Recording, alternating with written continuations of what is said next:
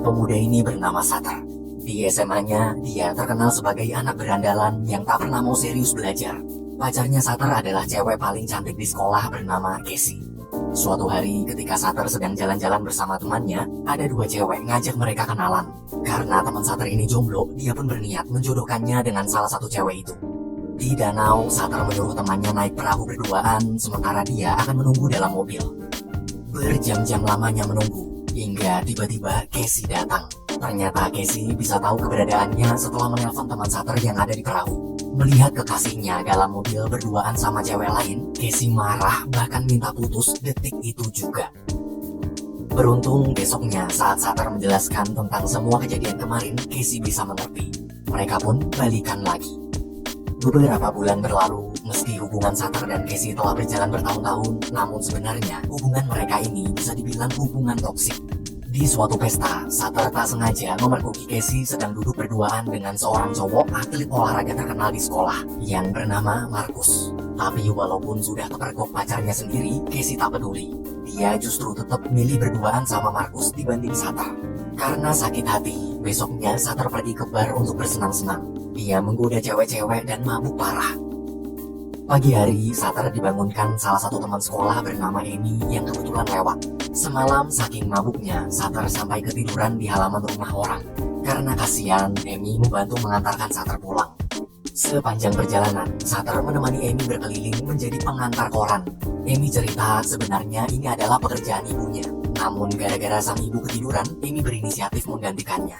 Kebaikan serta keluguan hati Amy itu pun membuat Sater tertarik. Esok hari, selesai jam pelajaran, Sater ditegur guru akibat hasil ujian matematikanya jelek. Ditambah dia juga tak mengerjakan PR.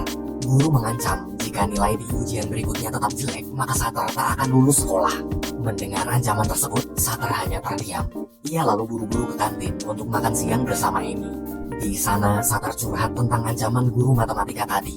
Sambil tersenyum, Amy mengatakan kalau matematika itu mudah asalkan Sater mau belajar. Di tengah obrolan, teman Amy datang kemudian mengajak pergi bareng ke tempat les. Sebelum berpisah, Sater meminta nomor HP Amy untuk minta diajari matematika. Setiap pulang sekolah, Sater selalu kerja part-time di sebuah toko baju dekat rumahnya. Besok pagi, Sater berkunjung ke rumah Amy untuk belajar matematika bareng. Dalam kamar, Amy memberitahu bahwa dia sangat suka baca komik. Karena itulah kamarnya dipenuhi poster-poster. Waktu tahu kalau Amy adalah seorang wibu, Sater jadi semakin tertarik. Ketika pulang, Sater bahkan menyempatkan diri membeli buku komik yang sama seperti milik Amy, lalu mulai membacanya di rumah. Pas lagi asik-asik baca, mendadak Casey ngechat ngajak Sater ketemuan di pesta salah satu teman sekolahnya besok siang. Sater membalas bahwa dia pasti akan hadir. Siangnya di pesta, Sater datang bersama Amy. Casey di situ cemburu, tapi dia berusaha tetap diam.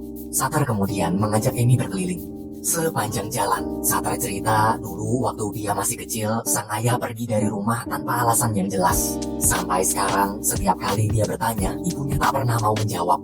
Mendengar cerita barusan, Amy merasa mereka berdua punya kesamaan.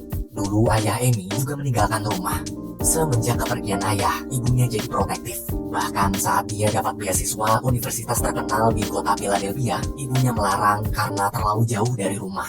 Sater lalu menyarankan agar sesekali Amy harus berani membuat keputusan hidup sendiri dan memperjuangkan keputusan tersebut.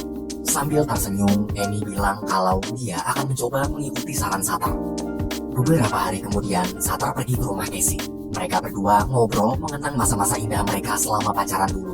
Sater berkata bahwa sebenarnya dia masih menyukai Casey. Momen bersenang-senang bersama Casey adalah momen terindah dalam hidup Sater.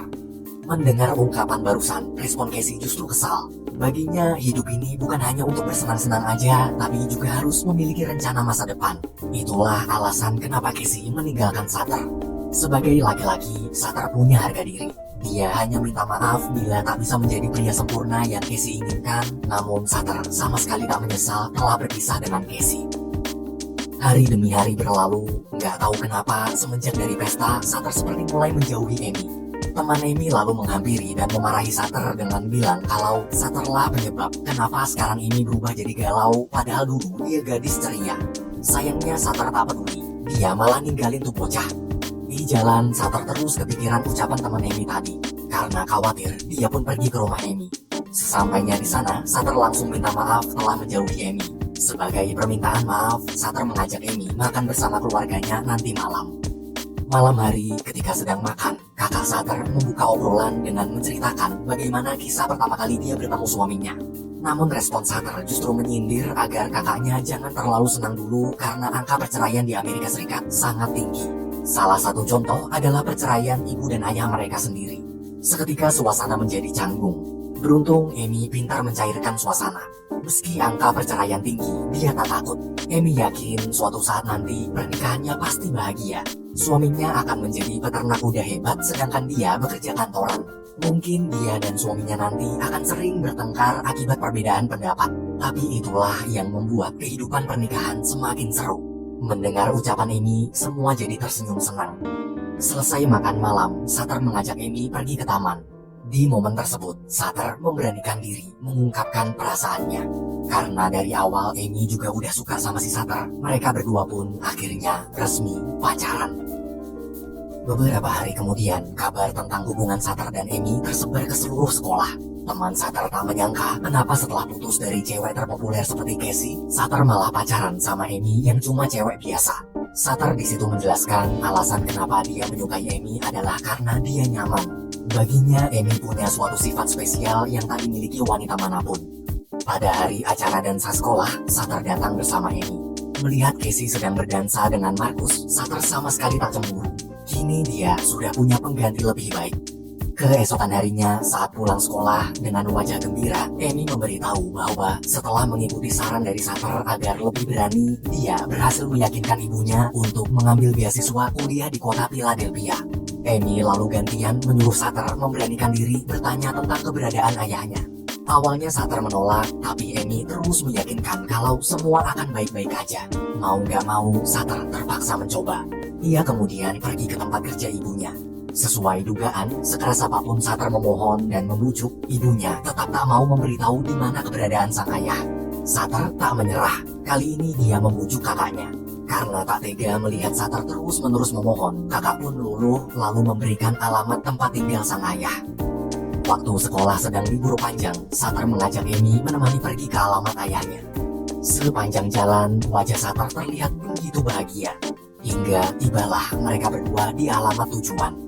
Ketika melihat sosok sang ayah yang selama ini dia rindukan, Sutter sangat senang dan langsung memeluknya. Mereka bertiga kemudian pergi ke bar. Sutter di situ tak bisa menutupi kebahagiaannya. Ia tak menyangka puluhan tahun berpisah, sekarang mereka bisa bertemu. Tapi ekspresi wajah Sutter berubah saat mendengar cerita ayahnya. Ayah Sutter memberitahu bahwa dulu dia pergi meninggalkan keluarga demi wanita lain. Ucapan ayahnya itu pun menampar Sutter. Sosok ayah yang dia banggakan ternyata adalah pria brengsek.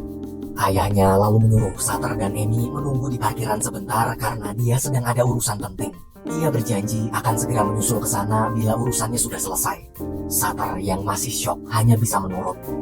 Berjam-jam lamanya mereka menunggu, ayah Sutter tak juga muncul. Hingga akhirnya Sutter muak lalu memutuskan masuk ke dalam bar lagi. Namun di depan, hati Sutter kembali hancur saat melihat sang ayah ternyata sedang mabuk dan tertawa bersama teman-temannya. Dengan sangat kecewa, Sutter pergi dari sana. Di jalan pulang, Sutter terdiam menahan amarah. Amy pun mencoba menghibur, tapi respon Sutter justru tambah marah. Sutter merasa Amy pura-pura mencintainya, padahal dalam hati, Amy pasti cuma kasihan dengan kondisi Sutter yang menyedihkan. Amy berusaha meyakinkan kalau cintanya tulus. Dia tulus ingin menemani Sutter dalam suka dan duka. Di tengah perdebatan, mendadak muncul mobil dari depan. Beruntung mereka berdua selamat, tapi kejadian tersebut masih juga belum meredakan amarah Sutter. Dia muak dikasihani. Ia tak ingin wanita yang dia cintai melihatnya terpuruk. Sutter kemudian menyuruh Amy keluar sambil berkata kalau dia sedang butuh waktu sendiri. Namun ketika Amy keluar, tiba-tiba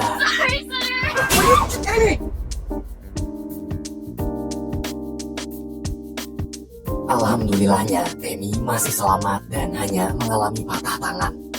Hari demi hari berlalu, Sutter hanya bisa menyesali kesalahannya pada Amy. Hingga suatu hari dia dipanggil guru matematika. guru memberitahu bahwa nilai ujian Satar ada peningkatan. Jika berhasil menaikkan nilainya sedikit lagi di ujian akhir sekolah nanti, maka Satar bisa lulus. Setelah seminggu tak berani bertemu Emi, hari itu Satar memberanikan diri berkunjung ke rumahnya. Mengetahui sang kekasih datang, Emi begitu senang. Hari kelulusan pun tiba. Satar berhasil lulus meski nilainya pas-pasan. Di sana Casey menghampiri lalu memberitahu kalau dia akan ikut Markus kuliah di California. Sebelum berpisah, Casey mengatakan bahwa Satar adalah mantan terindahnya. Esok pagi saat sedang bekerja, manajer memanggil. Manajer menjelaskan kalau akibat kondisi toko yang sepi pembeli, untuk mengurangi pengeluaran, manajer terpaksa memecat Satar. Walaupun hal-hal buruk terus datang, Satar masih tetap berusaha menahan perasaannya. Hati pemuda liar itu seakan sedang ditempa agar menjadi lebih dewasa. Malam hari di halte bis, Satar memandangi Emi dari kejauhan. Malam ini harusnya dia menemui Emi untuk terakhir kali sebelum sang kekasih berangkat ke Philadelphia. Namun Satar memutuskan membiarkan Emi pergi seorang diri.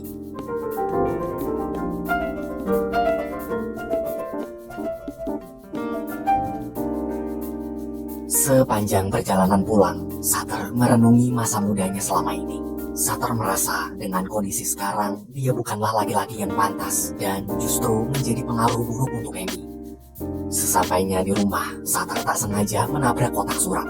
Waktu sang ibu keluar, seketika seluruh perasaan yang Satar pendam pun meledak. Dia marah, menangis, kecewa, dan meluapkan semuanya. Melihat anaknya terpuruk, sang ibu lalu memeluk kemudian berkata bahwa seberat apapun masalah yang Satar hadapi, ingatlah satu hal, yaitu ibu akan selalu mencintai dan akan selalu ada untuk mendukung Satar. You Shelly, you are so old.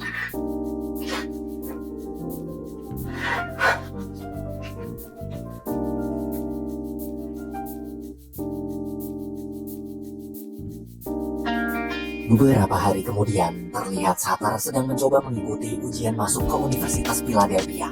Dalam file ujian itu, dia diharuskan menulis esai tentang kisah masa mudanya. Satar pun mulai menulis. Ia menulis kisah masa muda yang dipenuhi dengan perasaan takut gagal, mengecewakan dan dikecewakan, menyakiti orang lain, disakiti orang lain, serta rasa kehilangan. Ia dulu selalu menyalahkan semuanya. Tapi kini dia sadar, segala masalah yang terjadi dalam hidup berasal dari dalam diri kita sendiri.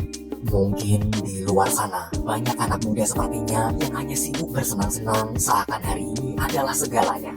Namun, ingatlah, masih ada hari esok yang harus kita perjuangkan.